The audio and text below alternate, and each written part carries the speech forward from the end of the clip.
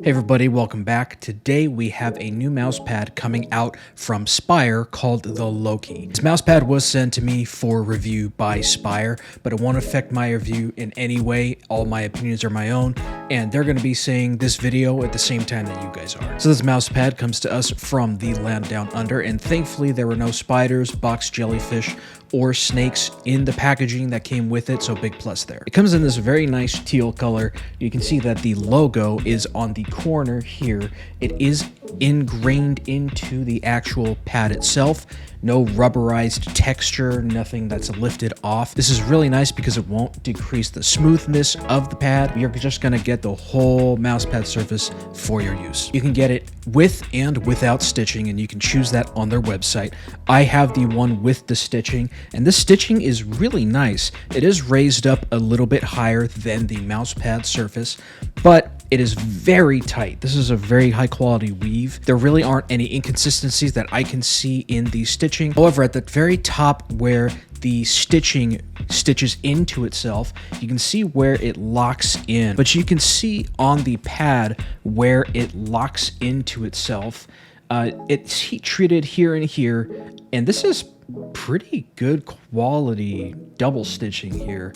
I don't think you're going to have any issues with this fraying or coming apart at all. The other nice thing is the placement of the double stitching lock there. It's on the top left, way out of the way. So not only is it not going to be as visible, it's also going to be more out of the way in a corner that you're less likely to run into during play. Now, taking a look at the rubber base here, this is a rubber base. It's got a little bit of texture to it, and you can see that this is a very, very soft, it's really a fabric. It's not like a lot of pads that are very rigid and firm.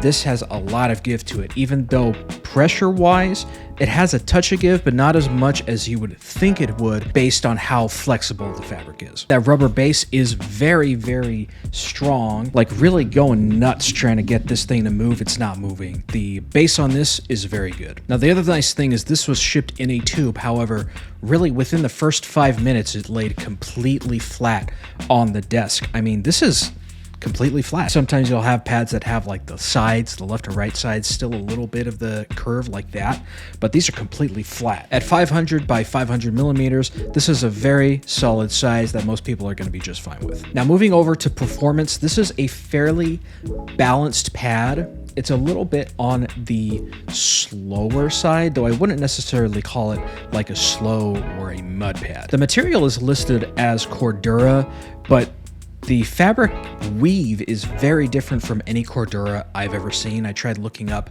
on Cordura's website to figure out like which of the variants it could be, but nothing really looked very similar. The best way I could describe this surface is it's almost kind of like that netting that you have in swim trunks, like the built-in underwear stuff, or like how certain workout shorts or pants will have the pockets that are almost kind of like netting.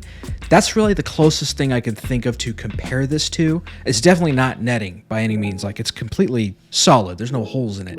But that's just the closest thing I can think of that really describes what this texture is like. There is difference in X and Y. There's less going left and right, up and down. The resistance is noticeably more, but that's a subjective thing. You may or may not like that. Some people prefer it, some people don't. Initial friction is moderate, dynamic friction is moderate, and the stopping power is moderate. So you're really kind of getting a good amount of all three if that's something that you're looking for. One thing I noticed while I was testing this out is if you have a mouse that has larger skates like an XM2WE or something along those lines, larger skates feel significantly slower. So if you're using small feet like the ones on the Mini Atlantis Mini or something like that, it's not as slow. It's going to be a little bit faster. But when you have something that's got larger skates, it's definitely going to increase that drag by quite a bit. Like, yeah, it's noticeably slower. So yeah, just something to consider. One really interesting thing to talk about is the warranty on this thing. It is 10 years, which is kind of nuts. It covers everything from the normal wear that you get on the surface, like slow down, to edge fraying if the stitching comes loose, or if you have the unstitched ones, if the edges become frayed, as well as things like small stains, and even if the logo starts to come off or anything like that.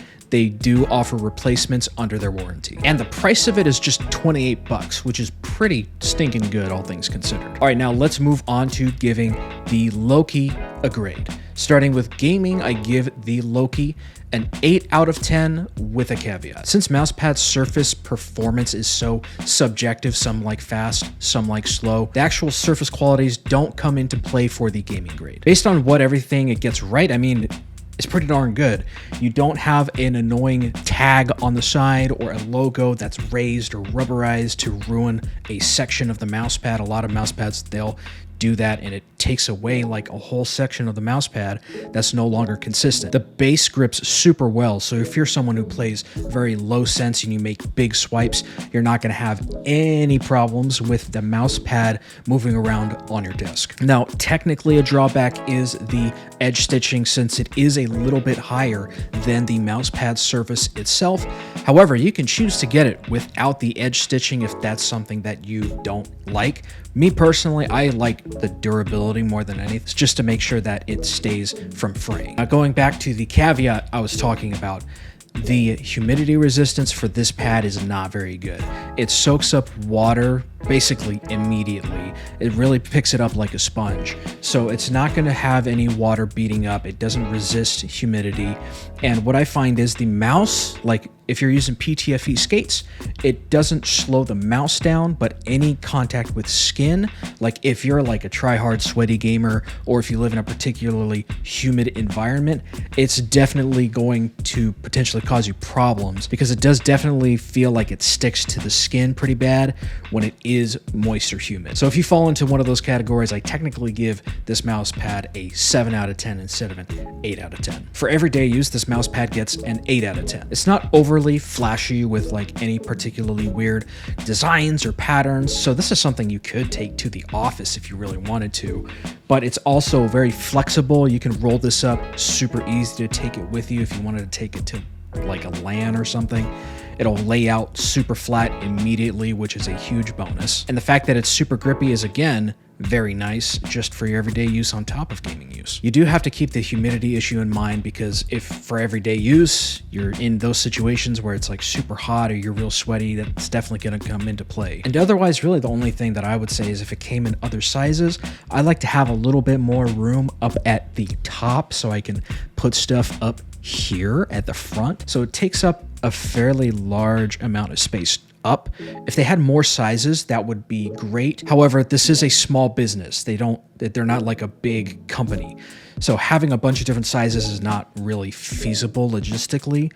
So got to cut them a break there. And really 500 by 500 really should satisfy pretty much anybody. You're not going to need that much more width or height unless you're looking for a desk pad, which is kind of a whole different story anyway. For cost, this gets an easy 10 out of 10. It's only $28. You get a pretty solid mouse pad surface. It's got a 10-year warranty covering pretty much all the stuff that plagues a lot of mouse pads, like slow down, edge fraying. This is a super easy investment to make for a mouse pad. As for my personal opinion on the Spyre Loque, I give this mouse pad a 7 out of 10. And that's just because this performance isn't quite what I like in mouse pads. I like a little bit lower initial friction and lower dynamic friction. The blue is a super nice blue. It's not overly bright or fluorescent. This is a very tasteful color. The design too with the logo is not it's not over branded, it's not ugly. This is a really nice, simple, clean looking logo. So it looks really nice on the desk as well if you're going for something with the blues. I got the Lambsy Atlantis here and actually matches pretty well with the blue on the white Lambsy Atlantis, so that's kind of nice. And the fact that it lays completely flat, and the fact that it lays flat pretty much immediately out of the box, is such a huge plus. For other mouse pads that I like the surface qualities more, but they still have those curls on the edges, and it's just super frustrating. So the fact that this gets it right, like straight away, even with a tube container, is super nice. So all in all, the Loque from Spyre gets a total grade of 8.3 out of 10. This is a very safe purchase for anyone looking for a mouse pad that is more on the balance control side of surface performance. And considering that this is listed as Cordura, if it is Cordura, Cordura is known for its really high abrasion and tear resistance. It's just a super tough material in general. So this should last you a long time anyway. And on top of that, it's got the crazy 10-year warranty. This is just a crazy good deal all in all. And do take it with a grain of salt about the durability. I've been using this for a little over 2 weeks consistently now. And I mean, it's held up for me so far, but 2 weeks is a little bit too short for me to say whether or not it's going to hold up long term. So just take that into consideration. You all take care, God bless, and I'll see you on the next one, okay? Later.